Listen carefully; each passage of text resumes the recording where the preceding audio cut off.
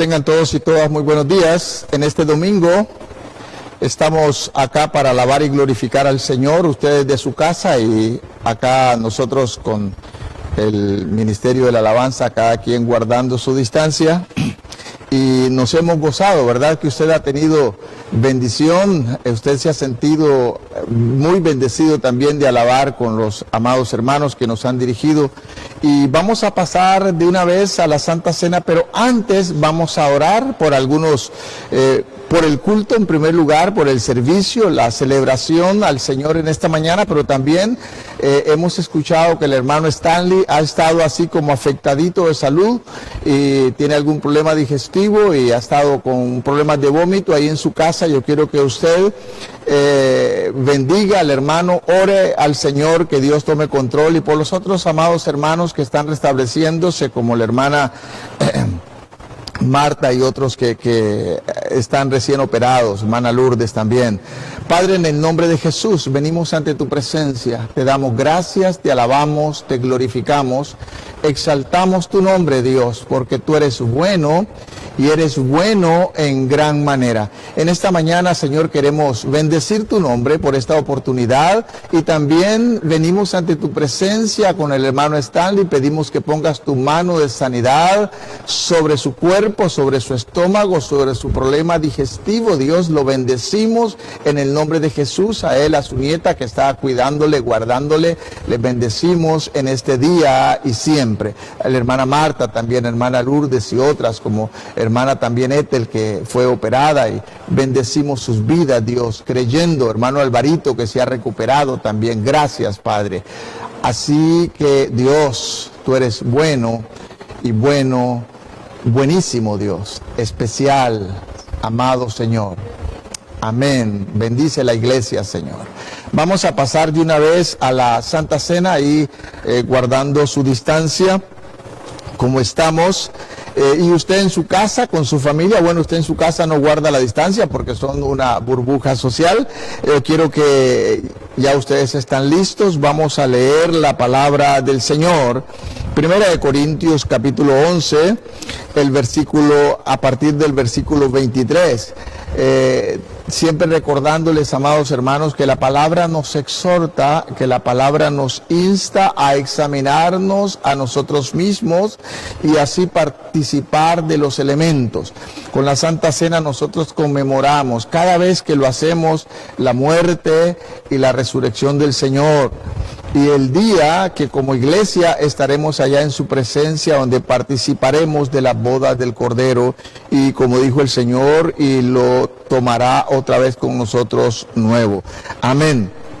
Dice la palabra del Señor de la siguiente manera: porque yo recibí del Señor lo mismo que les he transmitido a ustedes, que la noche que el Señor fue entregado, tomó pan, y luego de dar gracias lo partió y dijo: tomen y coman, este es mi cuerpo que por ustedes es partido. Hagan esto en memoria de mí. Comamos, hermanos, del pan, símbolo y tipo del cuerpo de Cristo que por nosotros fue quebrado en la cruz. Amén. Comamos, hermano.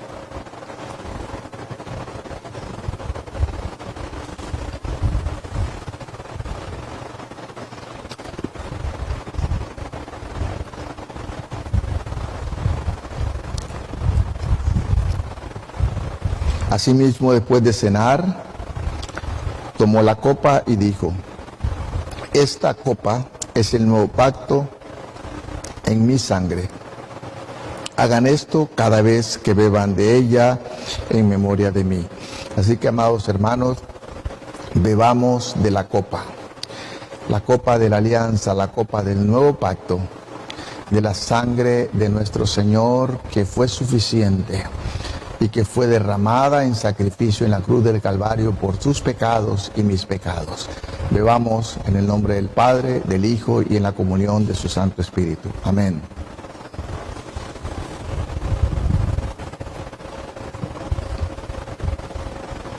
Te damos gracias, Señor, por esta hora. Te damos gracias por este momento en que conmemoramos, recordamos y anhelamos ese día hermoso y glorioso, Señor. No solamente cuando nos diste salvación a través de tu sacrificio, pero anhelamos ese día hermoso en que estaremos en tu presencia y nos sentaremos a la mesa con tu pueblo, Dios, y participaremos de estas bodas hermosas en tu presencia. Gracias, Señor, porque a través de este acto conmemoramos no solamente la comunión y declaramos comunión contigo en primer lugar, una relación íntima a través de tu Espíritu Santo, pero también comunión con nosotros como hermanos, como iglesia. Allí cada quien que está en su casa y más allá, oh Dios, a través del mundo conmemoramos con la iglesia del Señor, la iglesia que fue redimida por la sangre del Cordero. Amén y amén. Vamos a continuar, hermanos, en esta mañana. Yo quiero que ustedes abran sus Biblias allí en el libro de Nehemías. Les he estado anunciando que vamos a estar compartiendo hoy sobre el libro de Nehemías y he puesto como título a este pasaje, pues no pasaje, voy a tomar algunas partes brevemente del libro y le he puesto como tema Nehemías, hombre con pasión por Dios, su obra y su pueblo. Una vez más, Nehemías, hombre con pasión por Dios, en primer lugar, su obra y su pueblo. Nehemías, quien posiblemente nunca había estado en Jerusalén. Recuerden que Nehemías nació allá en el exilio, como tantos otros. Nehemías había nacido posiblemente en Babilonia, después de que el pueblo había sido llevado cautivo a causa de su pecado, a causa de su rebeldía para con Dios. Pero Dios había dado promesa a este pueblo que 70 años más tarde regresarían una vez más a su tierra. Y este hombre que nos dice la palabra que era el copero del rey, o sea, su función era política, estaba en el reino, estaba en la corte, y no estaba en Babilonia propiamente, sino en Susa, que era la capital del imperio persa en este momento. Tal vez estaría unos 250 kilómetros al este de la Babilonia, donde había estado Daniel y todos estos otros hombres de Dios que habían sido llevados cautivos, arrancados de su tierra, arrancados de su familia. Y todos estos reinos eran reinos de idolatría, había una serie de pecado, había una serie de maldad, de prostitución, de todo tipo de libertinaje. La Biblia nos dice en Apocalipsis capítulo 17 y 18, no lo vamos a leer, y es símbolo de la Babilonia, que era símbolo de la maldad, del pecado, de la gran ramera, como le llama la Biblia. Pues no creo que Susa fuera muy diferente.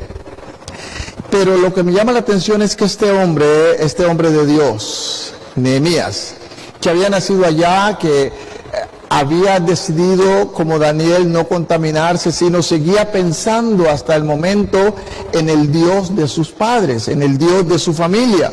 Y no solamente en el Dios de sus padres, a quien amaba, sino que también en su pueblo, y estaba sumamente pendiente de qué estaba ocurriendo. Recuerden que ya había regresado un remanente, bastante grande de este pueblo a Jerusalén, a la ciudad gloriosa, bajo el mando de este gran líder de Dios, Zorobabel. Pero ahora nos dice la palabra acá en el libro de Nehemías, versículo 1 hasta el versículo 3. Dice: palabras de Nehemías, hijo de Jecalías, en el mes de Quisleu del año 20, mientras yo me encontraba en Susa, que era la capital del reino. Recibí la visita de Hananí, uno de mis hermanos, y de algunos varones de Judá. Al preguntarle por los judíos que habían escapado con vida del cautiverio y por Jerusalén, me dijeron: los cautivos que quedaron con vida están muy mal y pasando muchas vergüenzas. La muralla de Jerusalén está en ruinas, las puertas de la ciudad fueron quemadas. Y cuando escuché esto, me senté a llorar durante varios días. Me puse en duelo, ayuné y oré al Dios de los cielos. Como les acababa de decir, amados hermanos, este hombre que había nacido en el exilio, que lo que había conocido era otra cosa, pero en su corazón había albergado siempre un amor profundo por el Dios de sus padres. Había decidido mantenerse firme, había decidido, a pesar de la cultura donde había vivido toda su vida, lo que había visto, él había decidido mantenerse en fe. Su nombre significa Jehová ha consolado. Y después de llorar, después de ayunar, clamar al Señor por varios días, y no era solamente un llanto, así estaba dolido, estaba identificándose con su pueblo, estaba identificándose con esta tierra gloriosa, posiblemente tenía conocimiento de las profecías de Daniel, que ya posiblemente había muerto, y de todo lo que Dios había prometido y lo que Dios había declarado para su pueblo.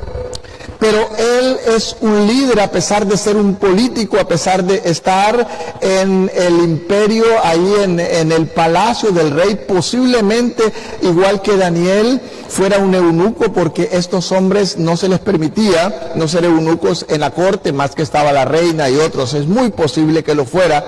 Sin embargo, estas cosas no afectaron su vida para que él amara a Dios y se identificara con su pueblo. Y por eso es que he puesto como título: un hombre con pasión por Dios, en primer lugar, por su obra, por su gente. Era realmente un líder. Posiblemente si estaba en la corte es porque se había preparado, había estudiado, tenía conocimiento de una serie de cosas. Dios va a llamar a personas que se han preparado, que se han formado en ciertas áreas, pues para ser un líder en la obra del Señor y en todas las áreas, pero específicamente en la obra del Señor, la primera cosa que hay que tener es pasión, y la segunda cosa es compasión, porque él pudo haber dicho allá: bueno, yo aquí estoy bien, no me hace falta nada, ellos están allá, es su problema.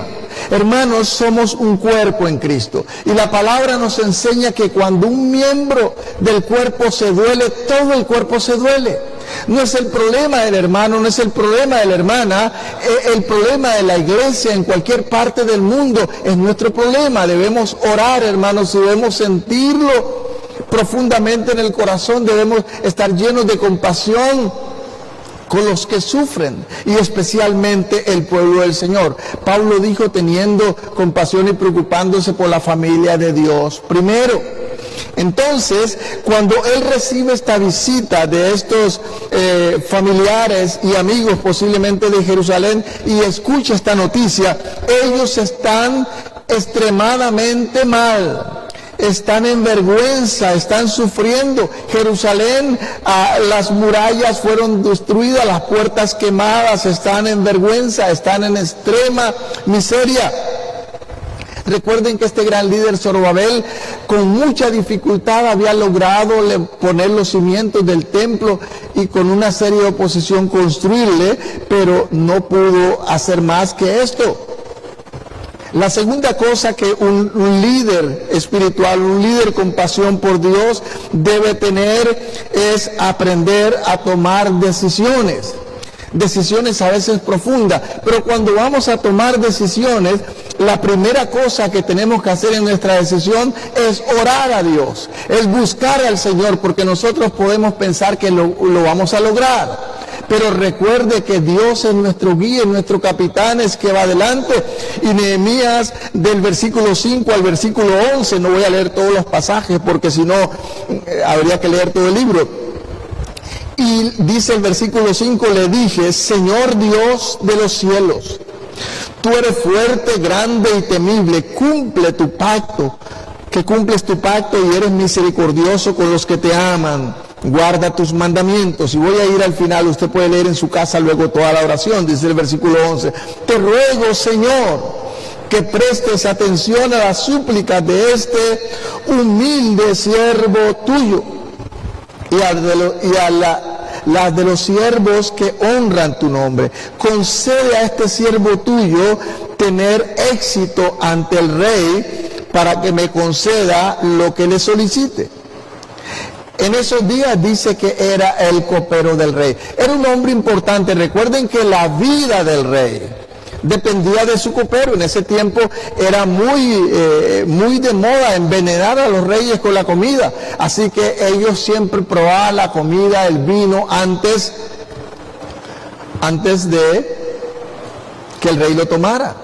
Así que si había veneno, el que iba a morir primero era Nehemías y todos los que funcionaban como coperos, como panaderos y todos estos que estaban en la corte.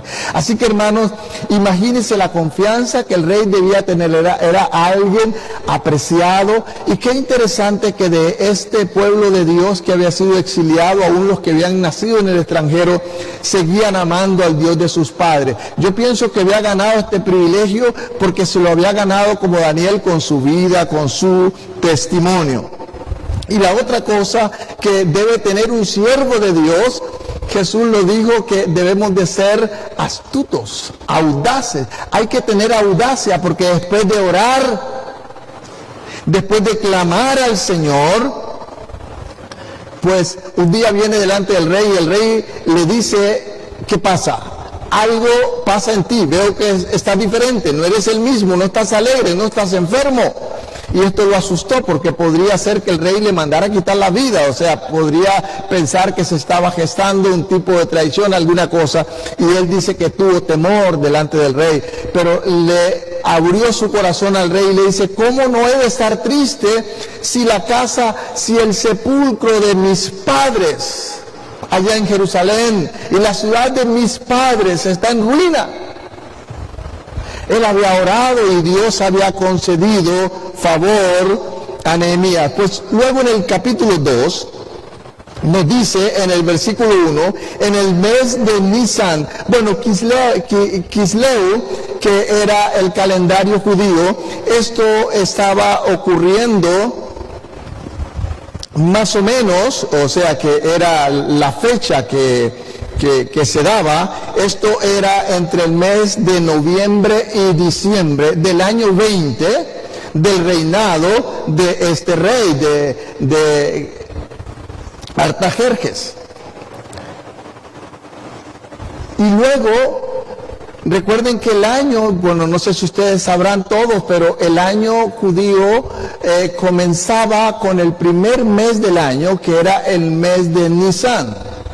Y el mes de Nisan en el calendario hebreo estaba entre marzo y abril. Era el primer mes del año, en el calendario hebreo. Por lo tanto, él como descendiente de los judíos, de los hebreos, está siguiendo este calendario. Pues el capítulo 2 nos dice que en el mes de Nisan. O sea, ¿cuándo es el mes de Nisan? Entonces es el primer mes del año. O sea, el año está comenzando. Comienza en Nisan y termina otra vez al final para volver a iniciar con Nisan. Pues aquí todavía está en el principio o el final del año siguiente. Dice en el año 20 del reinado Artajerjes.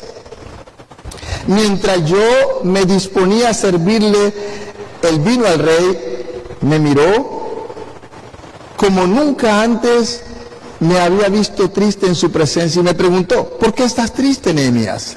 Enfermo no estás. Lo que refleja es, diríamos hoy, amargura de corazón, amargura interna.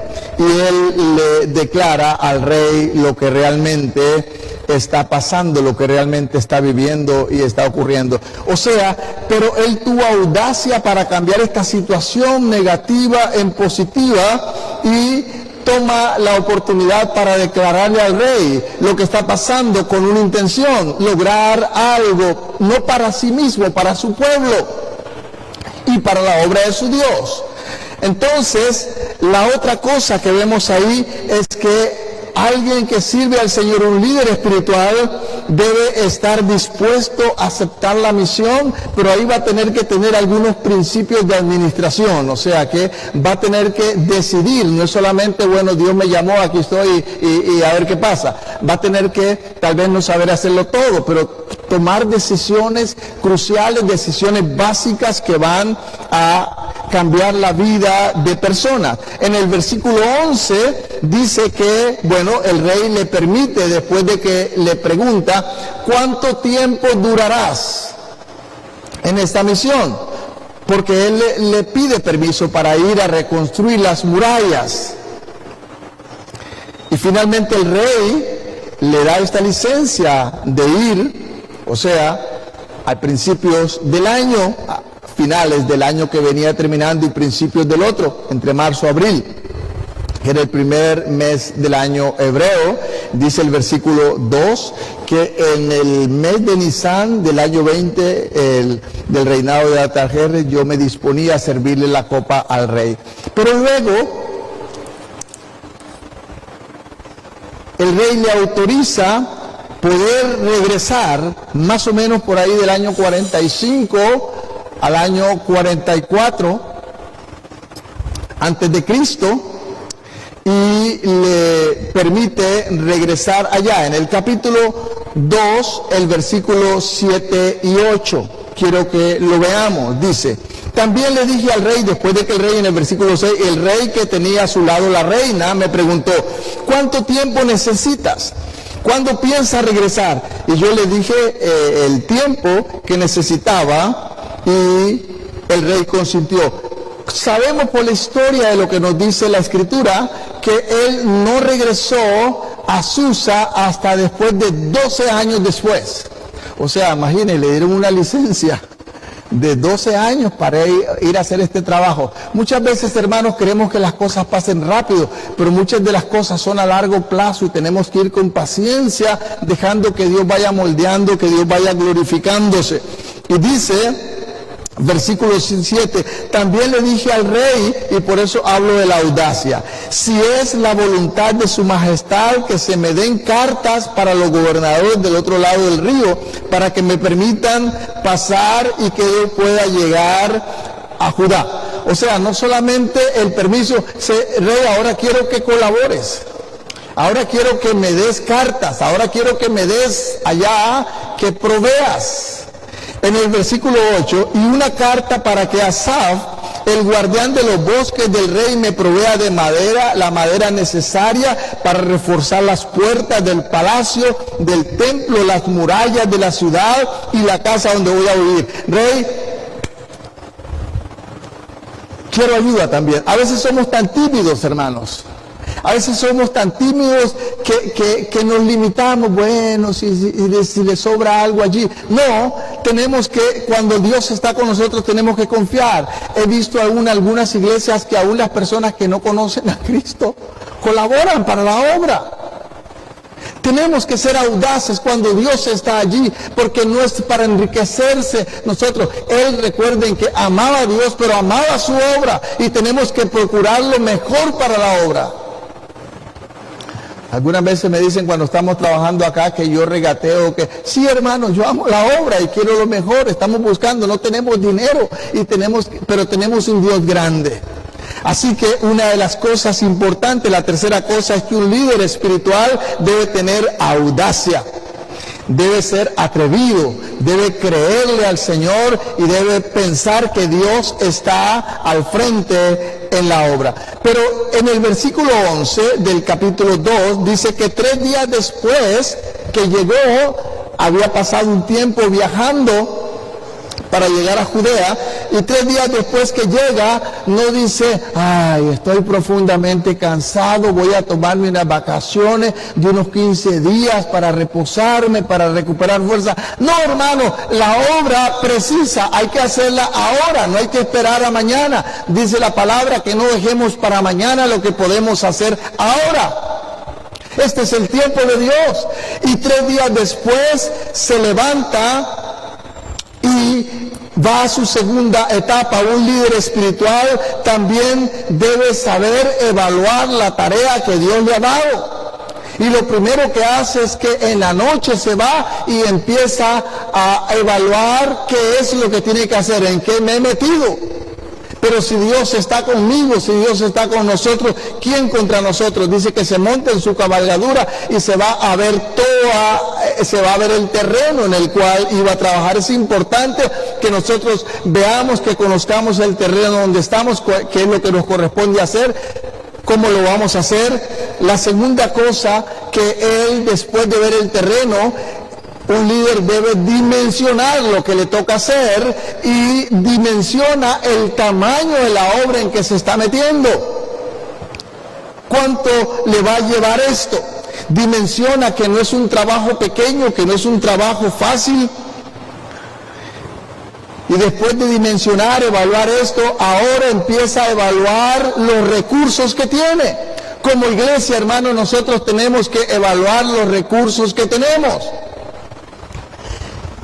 Y más ahora con el tiempo de la pandemia, lo que menos tenemos son recursos económicos.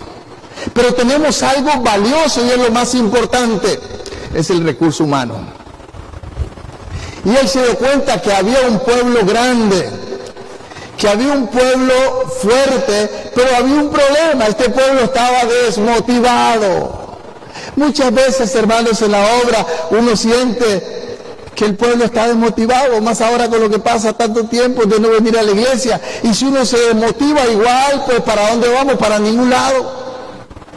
Hay un dicho por ahí en la calle que se dice, al mal tiempo, buena cara.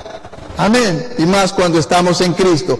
Evalúa los recursos, el pueblo, pero también se da cuenta que hay enemigos y aún dentro del pueblo. Se da cuenta que había una oposición. Pero mayor son los que están con nosotros que los que están en el mundo, dice la palabra. Y luego, la otra cosa que un líder espiritual debe hacer es motivar estos recursos que a veces están dormidos. Y estos son los recursos humanos. Doy gracias a Dios por los amados hermanos que ayer, guardando la distancia, estuvimos acá avanzando para que el templo pueda ser abierto otra vez. Y vamos a seguir. Y espero que cada vez más. Agradezco a las hermanas que vinieron y nos prepararon el desayuno y todo eso. Empieza a motivar estos recursos. Versículo 17, vea lo que dice el versículo 17. Comienza diciendo, cuando regresé les dije, ¿ya vieron lo mal que estamos? En estos días he estado enviándoles mensajes a ustedes y los líderes también. Estamos mal, hermano, necesitamos tener el permiso, no podemos abrir. Necesitamos arreglar ciertas cosas que son prioritarias.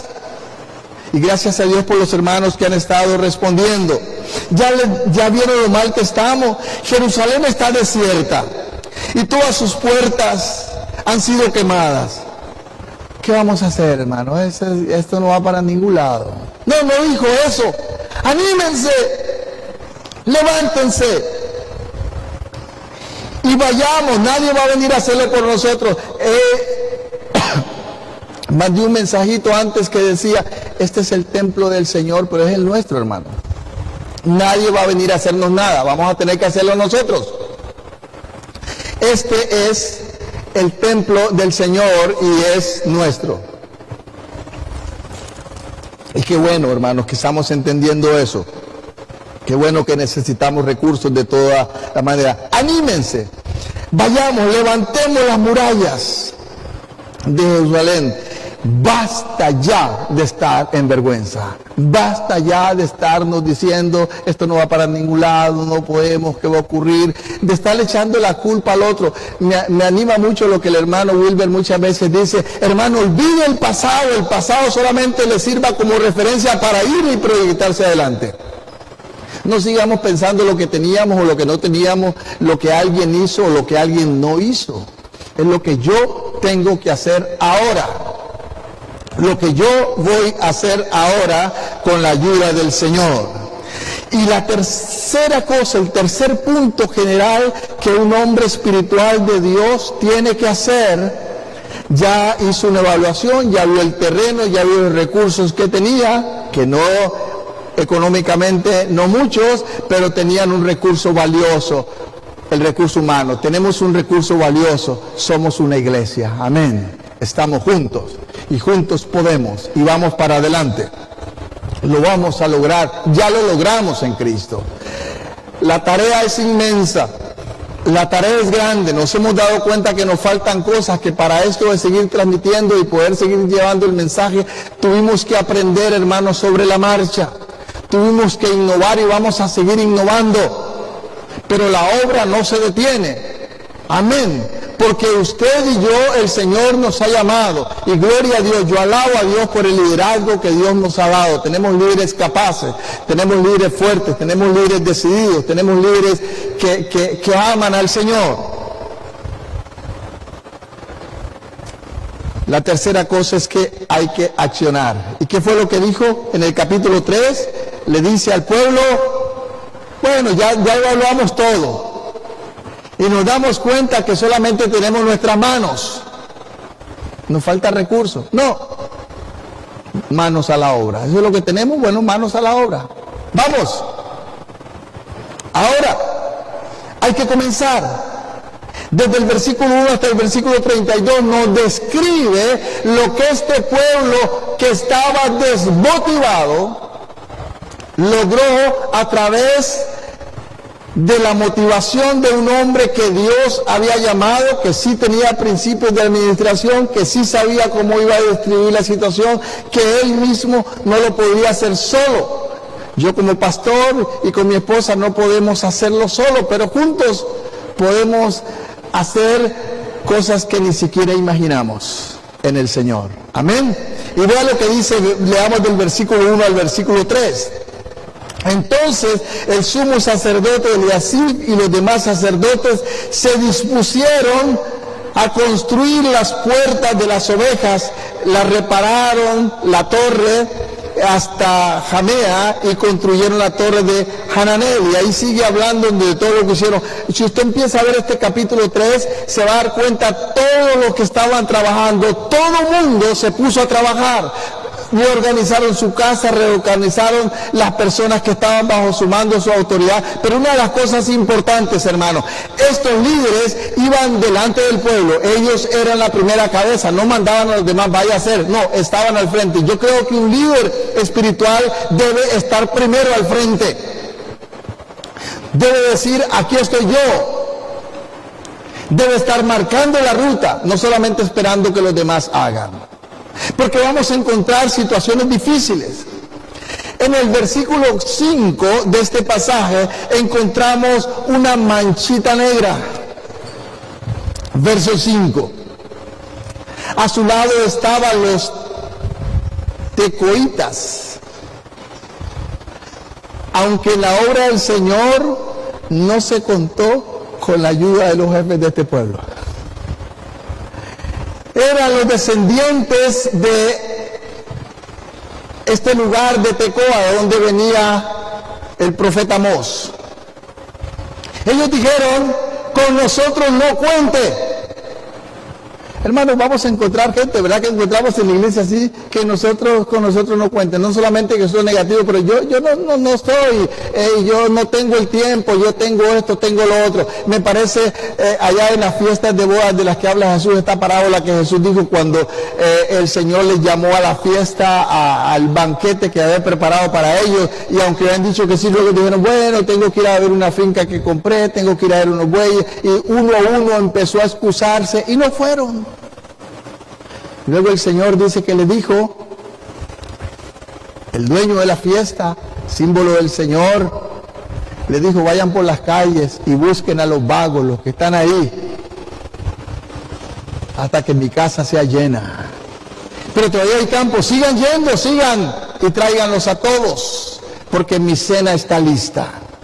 Porque muchos son los llamados, pero pocos los escogidos. Hermanos, vendrán tiempos cuando la gente que está ahí, posiblemente los vagabundos, estarán acá tomando la batuta, tomando la antorcha, yendo adelante. Y muchos que han estado por años posiblemente se quedarán atrás. Porque solamente han aprendido a ser religiosos. En la obra del Señor tenemos que ser emprendedores. Pero esto no desanimó a Nehemías. Nehemías no empezó a pelear con ellos, a decirle, mire, ustedes son unos inconscientes, esto es para nosotros. No, los dejó ahí. Vamos adelante, hermanos, con los que están dispuestos. Vamos adelante con los que quieren, porque una vez más, son más los que están dispuestos que los que no lo están. Así que aunque había un liderazgo en esta ciudad de Tecoa que no quisieron participar ni ellos, y si ellos los líderes no participaban, pues mucho menos los que estaban bajo su mando. Pero había mucho más. Si ustedes leen el pasaje hasta el final, se da cuenta que todos, aún Nehemías, hizo su parte. Cada uno de ellos, y finalmente reconstruyeron las murallas. Dice, voy al final, al versículo 31, Malaquías, hijo del platero, restauraron el tramo de la casa de los criados del templo. Y los comerciantes, son importantes, hermanos, los que tienen también estos recursos, y los comerciantes que estaban frente a la puerta del juicio, hasta llegar a la sala de la esquina. 32, el platero y los comerciantes continuaron con la restauración desde la sala de la esquina hasta la puerta de las ovejas, y así cada uno hizo su parte. Y finalmente, hermanos, la obra avanzaba. Pero Nehemías también sabía, como administrador, que no iba a ser fácil. Y hermanos, cuando las cosas van marchando, cuando mejor va marchando, tenemos que estar alertas, atentas, porque el enemigo no duerme. Y en el capítulo 4 se levanta la oposición. Cuando Sanbalat supo que estábamos reconstruyendo las murallas, ¿qué pasó? Se puso feliz, contento, llegó, le mandó cartas y le dijo, qué bueno, que al fin y al cabo no van a estar en vergüenza. No, se puso furioso. Este hombre, tipo de Satanás, Sanbalat, era un líder samaritano, enemigo del pueblo de Dios, y estaba unido con otros, como Tobías, el amonita, descendientes lejanos allá de Lot, y los árabes. Todos estos que estaban en su tierra riéndose de lo que le había pasado al pueblo de Dios, de la vergüenza en que estaban, eran los miserables y no querían ningún bien para ellos. Cuando supo esto, se puso furioso y luego fue a hablar con sus compañeros. Luego dice, fue a hablar con sus compañeros y con el ejército de Samaria y les dijo, estos pobres judíos, ¿qué creen que están haciendo? ¿Vamos a permitir que vuelvan a ofrecer sus sacrificios? ¿Acaso creen que acabarán de reconstruir en un día? ¿O van a recoger de las cenizas las piedras que fueron reducidas a polvo? Y a su lado estaba Tobías el amonita, que decía, la muralla que están reconstruyendo, con solo el peso de una zorra, se vendrá abajo. No se preocupen. En nuestras palabras, en nuestro vocabulario, eso es una porquería. Eso no sirve para nada. Si una zorra sube, se va a caer. Prepararon el ejército también ellos, y una vez más, estos líderes malvados, estos líderes con malas intenciones, no querían el bien para el pueblo, pero una vez más, un líder espiritual, ¿qué hace? Ante esta situación, cuando llega el momento de la prueba, ¿qué hace la iglesia? Busca a Dios en oración. Amén. ¿Qué tenemos que hacer, hermanos, con todas las situaciones difíciles que se nos han presentado en estos tiempos? Orar. Orar. Sabemos que no tenemos lucha contra sangre y carne, sino contra principados, contra potestades, contra huestes espirituales de maldad en los lugares celestes. La pelea, la lucha se está dando allá, en el espacio, en alguna parte. Y no tenemos lucha contra personas, es contra el que está moviendo esto, que es el enemigo. Dice el versículo 4, veamos la oración de Nehemías una vez más. Dios nuestro, escucha cómo nos menosprecian y haz que su menosprecio recaiga sobre ellos, que sean el botín de quienes se los llevan cautivos. No pases por alto su maldad, ni perdones su pecado, pues se enfurecen contra nosotros al ver que estamos construyendo. Versículo 6. Hemos construido la muralla hasta la mitad de la altura. Casi hemos terminado, Señor. La obra que tu pueblo tiene, porque tu pueblo tiene ánimo para restaurarla. El pueblo estaba animado, pues el enemigo se levanta contra ellos. ¿Y qué hace Nehemías? Una vez más va delante del Señor. Como dije, un líder espiritual se da cuenta que su recurso más valioso es el Señor, y que su fuente de protección viene de lo alto, como dice el Salmo 121, alzaré los ojos a los montes, ¿de dónde vendrá mi socorro? Es una pregunta. Mi socorro viene de Jehová, que hizo los cielos y la tierra. Amén. Tenemos el mayor recurso, amados hermanos, y en estos tiempos estamos siendo probados con eso. Y posiblemente vendrán otras situaciones, pero sabemos que tenemos al Señor de nuestro lado. La otra cosa que un líder va a hacer después de orar al Señor, no se queda ahí esperando que el Señor envíe una legión de ángeles. No, manos a la obra otra vez. Hay que defenderse, tenemos que defender lo que Dios nos ha dado. Amén. Cueste lo que cueste, pase lo que pase, hay que defenderlo. Versículo 13 en adelante. Entonces, ¿qué hizo después de orar al Señor? Dice el versículo 13, armé entonces al pueblo con espadas, lanzas, arcos, lo repartí así como había repartido el trabajo. Ahora sigue con esto, pero ahora les reparte la responsabilidad de defender por familias, en las partes bajas de la ciudad y detrás de las murallas y en los espacios abiertos. Luego me reuní con los hombres importantes del pueblo. Es importante estar siempre en contacto con el liderazgo, hermano, que trabaja con nosotros. Es importante que ellos estén enterados, que sepan, pero no solamente que sepan, es importante que ese liderazgo esté contigo, en la visión que Dios te ha dado, con los oficiales del templo y con el pueblo en general. Y les dije, no tengan miedo de esa gente. Recuerden que el Señor es grande y temible. Luchemos por defender a nuestros hermanos, nuestros hijos, nuestras hijas, nuestras esposas. Luchemos por nuestros hogares. Luchemos por este lugar que Dios nos ha dado. Versículo 15.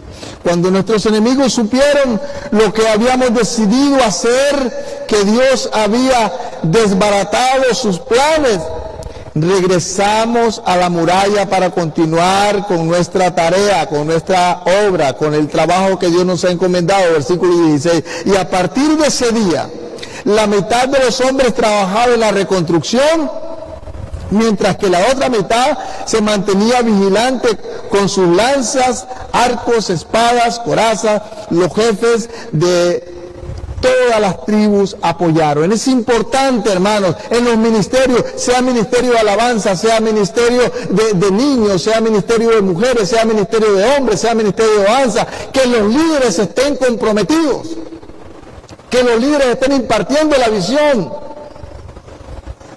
Porque si los líderes no están comprometidos, los que están bajo su mando no van a hacer mucho. además de ser un mal testimonio. Me llama la atención, aquí dice que todos los líderes estaban apoyando la visión que Dios había dado a Nehemías.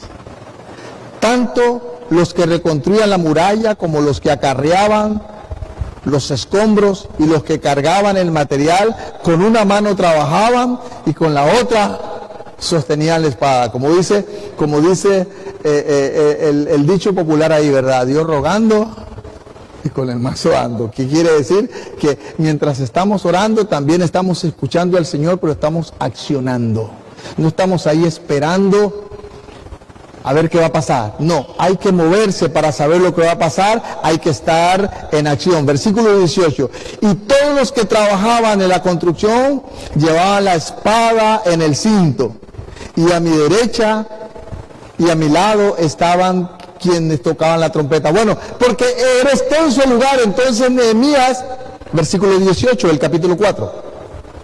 Entonces Nehemías, y dio algo muy interesante que se hacía en ese tiempo. No había el celular, hermano, para poder llamar, y por si no hay señal. Bueno, a mi lado está alguien con una trompeta. Cuando se presenta puede hacer que alguien sea atacado por un flanco, entonces se toca la trompeta y cuando escuchen el sonido de la trompeta, todos nos reunimos a un mismo lugar para defender. Así que tenía una buena estrategia también. Estaban protegidos, tenían manera de avisarse, ahora sus enemigos lo tenían que pensar muy claramente porque estos judíos estaban dispuestos a dar pelea.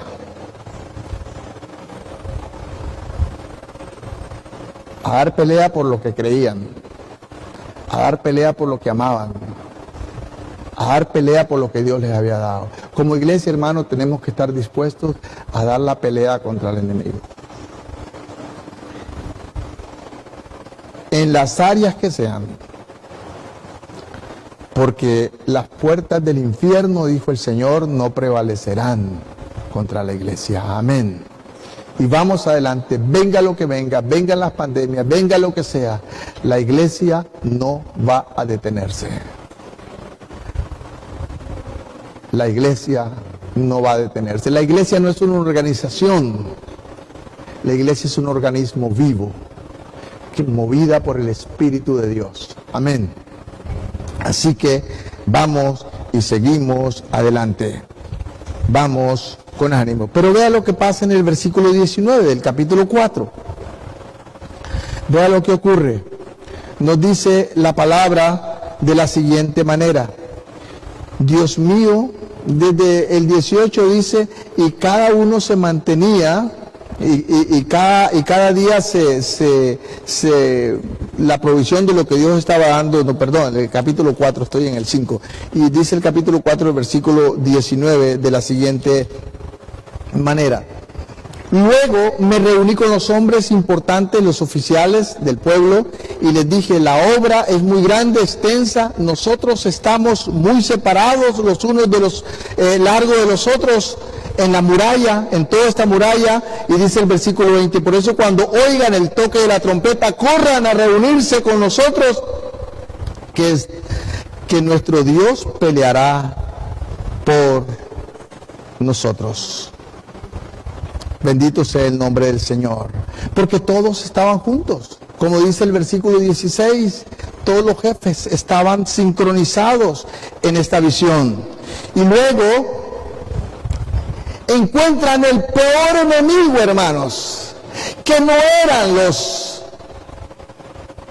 Sanbalat y Tobías y los árabes y todo este pueblo samaritano que estaba allí oponiéndose.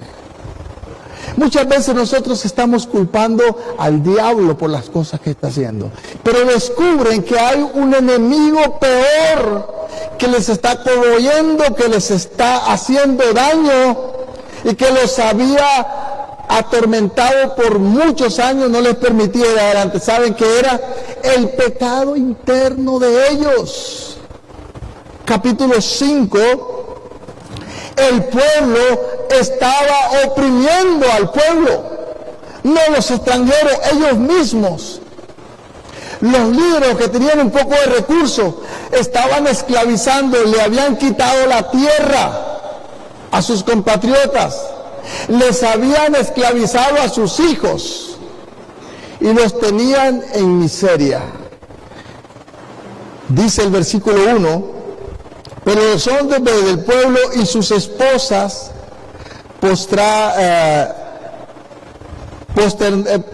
protestaron contra sus compatriotas no extranjeros, judíos.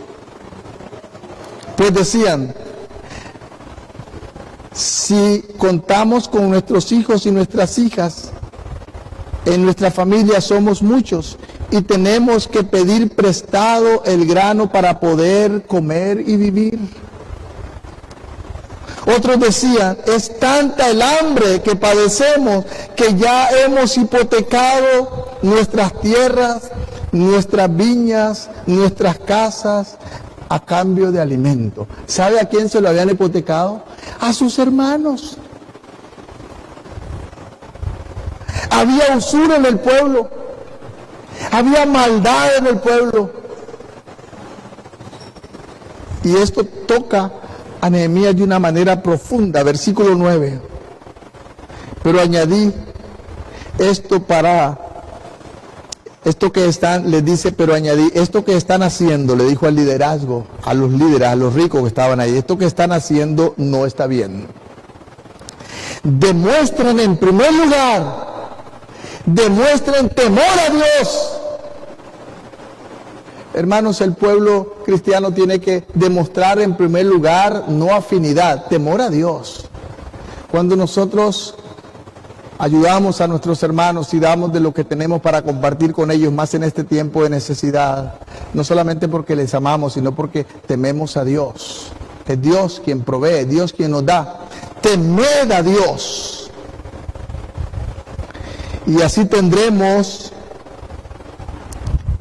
y no tendremos que avergonzarnos delante de nuestros enemigos y de otros pueblos. Qué triste, hermanos, cuando a veces el pueblo no cristiano se entera de que el pueblo de Dios está comiéndose, chismeando, haciendo una serie de cosas de sus mismos hermanos y que está haciendo cosas de su mismo pueblo. Este era el mayor enemigo, hermanos.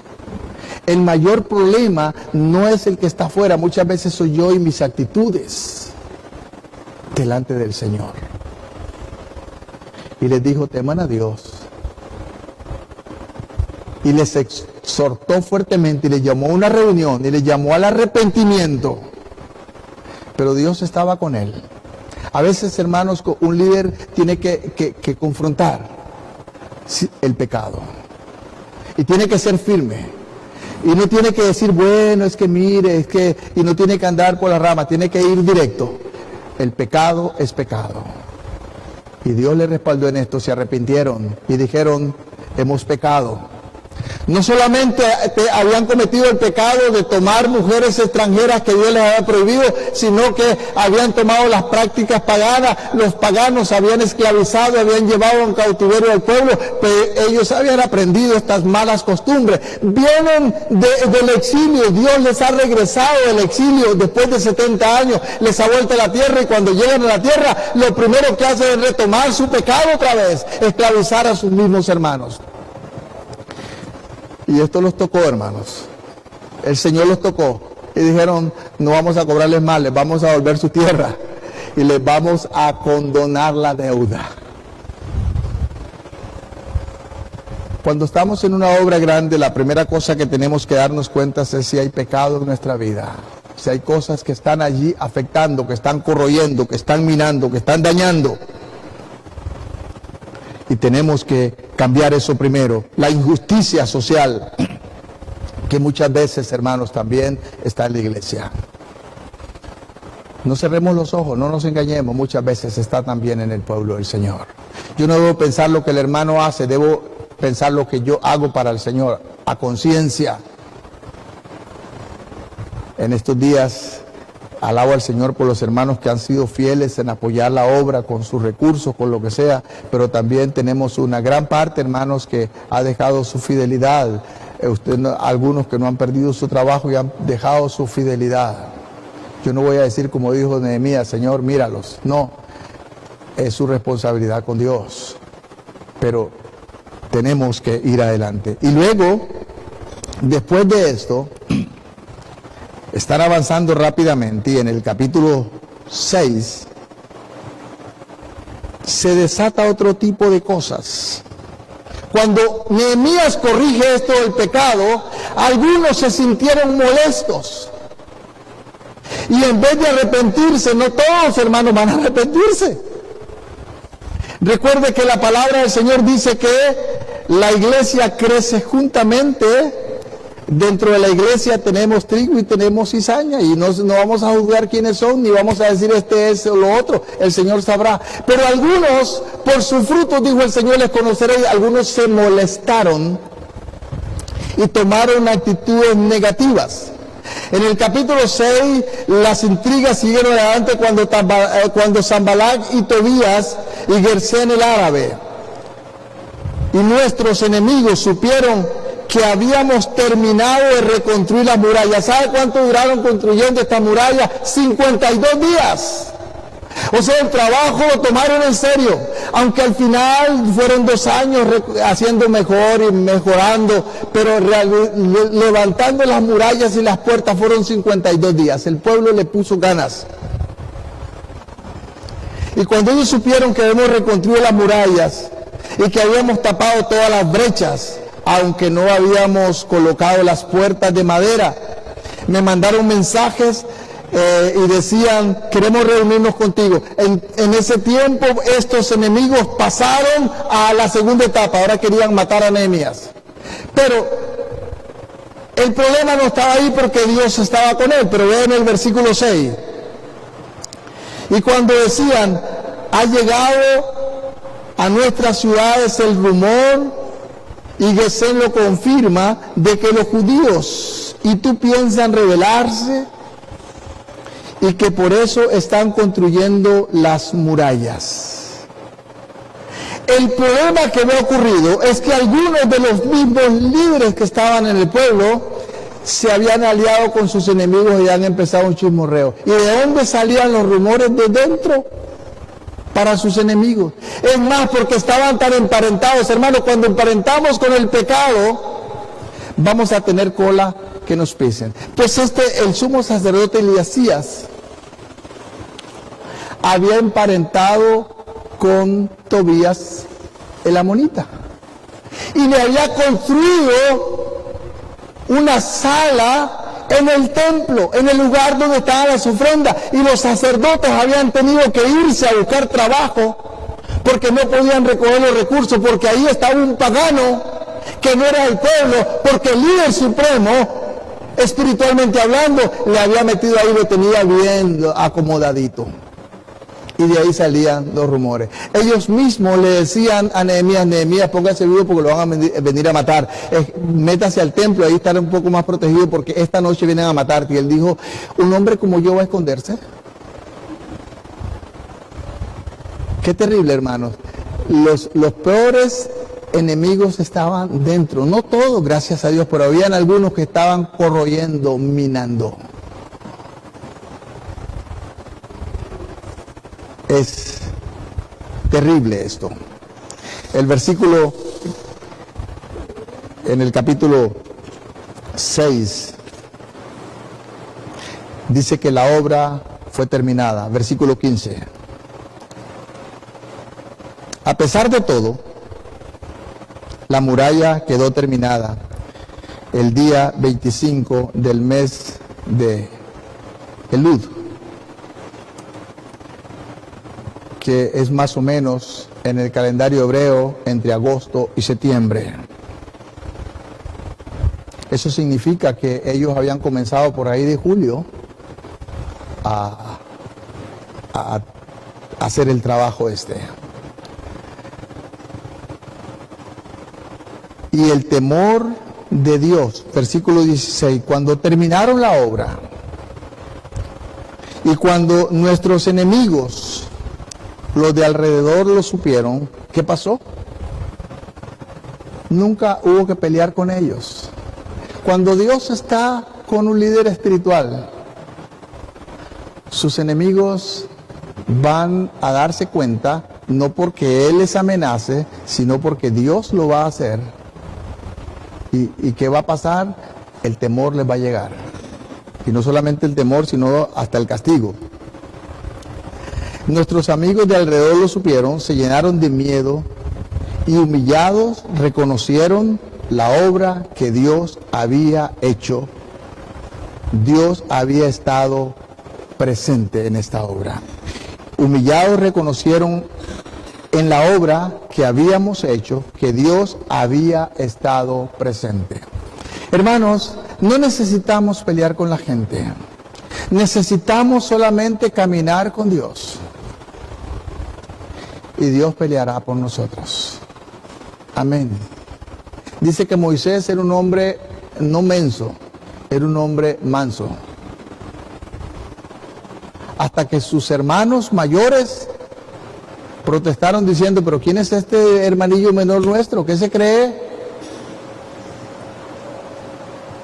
Y Moisés no tuvo que decir nada, ni siquiera protestar. ¿Por qué andan diciendo esto? Dios jaló a cuenta y María le fue muy mal. Su hermana mayor. Dios peleará con nosotros.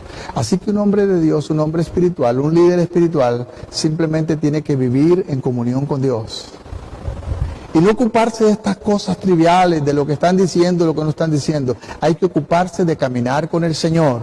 ¿Y qué va a pasar? Al final Dios sacará bandera. Amén. Dios sacará bandera. Dios es quien pone y quita. Y estos enemigos, después de tanta bulla, después de tanta mofa, tuvieron que reconocer que era Dios en esta obra que Nehemías estaba haciendo. Y finalmente, para terminar, en el capítulo 12, voy adelante, hemos dado un vistazo solamente, no hemos analizado esto en detalle, usted lo puede leer. Yo le animo a leer este libro de Nehemías. Nehemías es uno de los líderes más dinámicos que vemos, pero con un amor profundo por el Señor, su obra y su pueblo. Era un hombre sin egoísmo, un hombre con pasión, un hombre que lo daba todo por la obra del Señor. Y dice el capítulo 12, el versículo 27, para la consagración de la muralla de Jerusalén, fueron convocados a Jerusalén los levitas de todos los lugares a fin de celebrar la dedicación con una gran fiesta y alabanza y cánticos al son de címbalos, salterios, cítaras. Y se llamó a los cantores profesionales que vivían cerca de Jerusalén, a los de las aldeas de los netofatistas y los cantores de la familia de Gilgal y los de los campos de Geba y una serie de listas de gente ahí, una fiesta maravillosa, hermanos.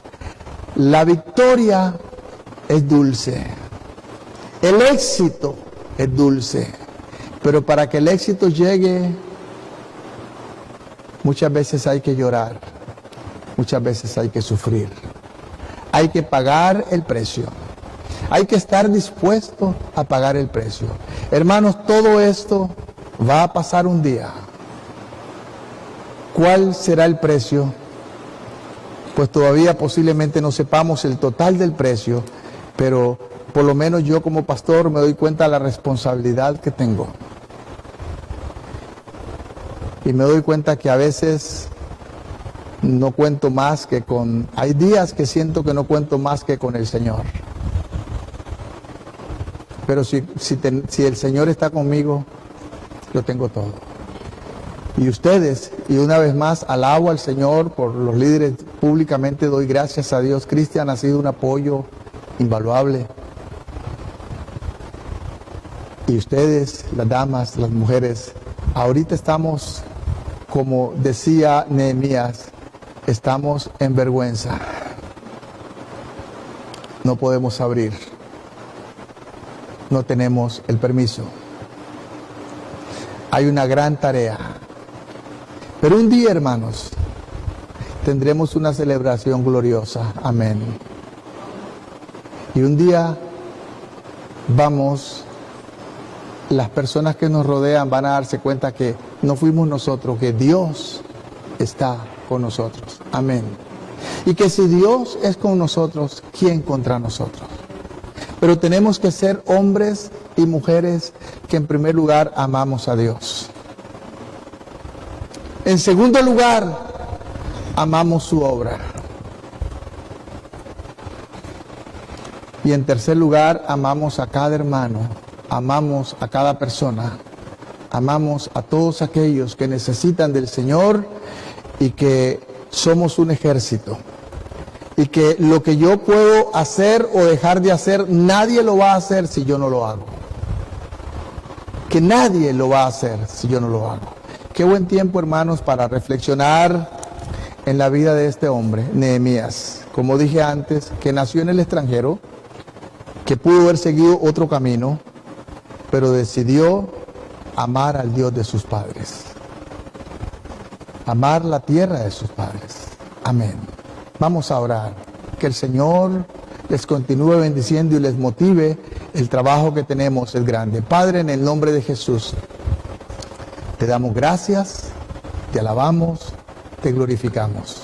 Porque hasta aquí, Señor, tú nos has ayudado y sabemos que lo seguirás haciendo. Bendigo, Dios, a cada hermano, cada hermana, bendigo cada uno de los que colaboran y aún los que todavía no lo han hecho, que puedan involucrarse, Señor.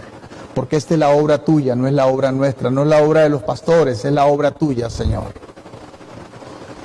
Y los que ya están ahí, Señor, anímalos, guárdalos, protégelos. Y Señor, que este pueblo de Orotina pueda seguir reconociendo que en este lugar, Iglesia Bíblica Betel, tu nombre está aquí, Señor. Tu voluntad está acá.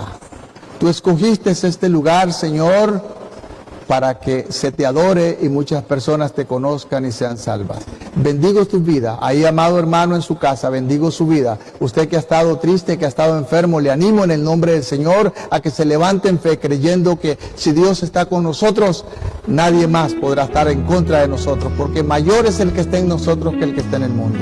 Y doy gracias a Dios por su fidelidad y le animo, hermanos, esto pasará. Y vamos a festejar un día en victoria, así como el pueblo festejó y celebró la dedicación de estas murallas. Nosotros también celebraremos, Señor, un día la apertura, el gozarnos y darnos cuenta todo lo que tú hiciste. Amén y amén. Bendigo su vida. Que pasen un lindo día. Amén. Gracias, hermano.